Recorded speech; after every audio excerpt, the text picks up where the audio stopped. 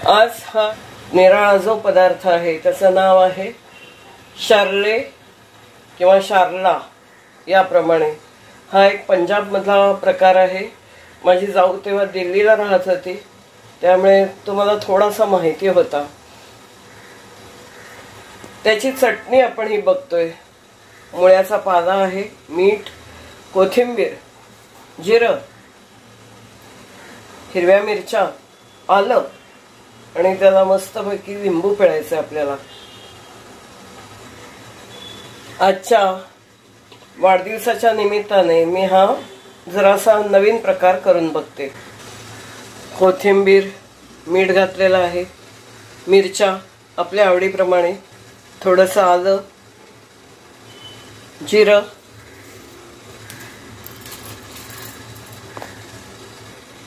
आपल्याला लिंबू पिळायचं आहे यामध्ये, थोडंसं यामध्ये पाणी घातलंय आणि लिंबामुळे हिरवेपणा छान रंग त्याचा टिकून आहे। अशी ही मस्त हिरवी चटणी तयार झाली। ही आहे चिंचेची चटणी आणि हा आहे मुळा बारीक किसलेला आहे। त्याच्यामध्ये आपण लिंबू, मीठ हवं त्याप्रमाणे घालू शकतो। ही जी तयारी आहे ती शेरलेची मुख्य तयारी आहे।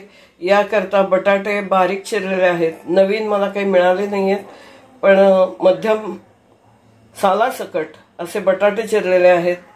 मेथी थोडीशी चिरून घेतली जाडसर अशी, मीठ, यामध्ये गरम मसाला वापरायचा आहे, धने जिरे पावडर, हळद आणि लाल तिखट हे आपल्याला एकत्र करायचं आहे। पहिल्यांदा मीठ घालून घ्यायचं आहे आणि मिठाने थोडासा ओलसरपणा येईल, त्यानंतर आपल्याला वापरायचं आहे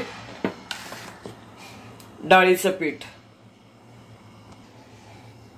यासाठी मी आधी बटाटे घालते, यामध्ये मीठ घालून द्यायचं आहे चवीप्रमाणे, मेथी चिरलेली,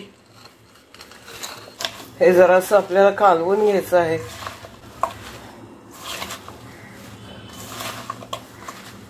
हळद, तिखट, धने जिरे पावडर,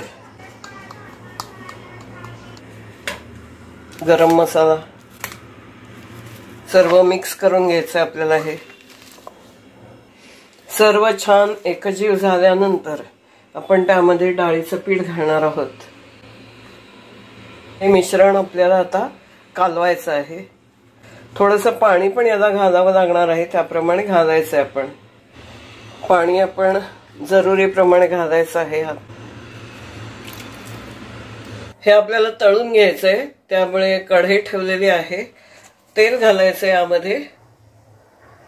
ब्रेड जो आहे तो भाजून घ्यायचा आहे। ब्रेड मी भाजायला ठेवते। लोणी, बटर किंवा नुसता सुद्धा तुम्ही ब्रेड हा भाजू शकता।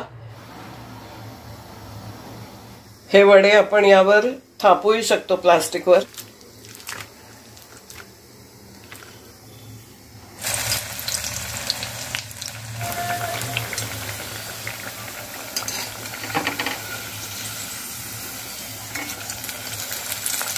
छान आणि मंद असं तळून होत आहे आपलं हे, तोपर्यंत इकडे ब्रेड सुद्धा भाजून होतोय। असा हा आपला कुरकुरीत आणि खमंग नाश्ता तयार आहे।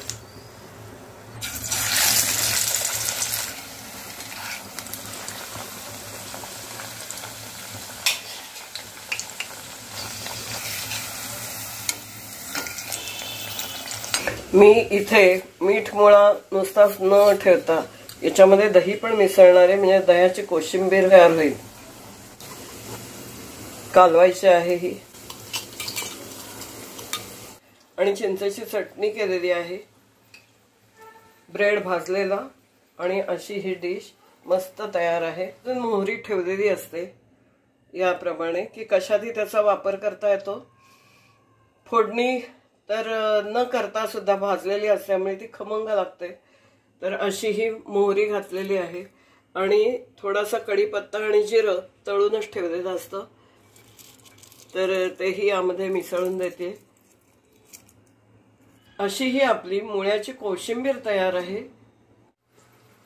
धन्यवाद, भेटूया पुन्हा अशा छान व्हिडिओसह धन्यवाद.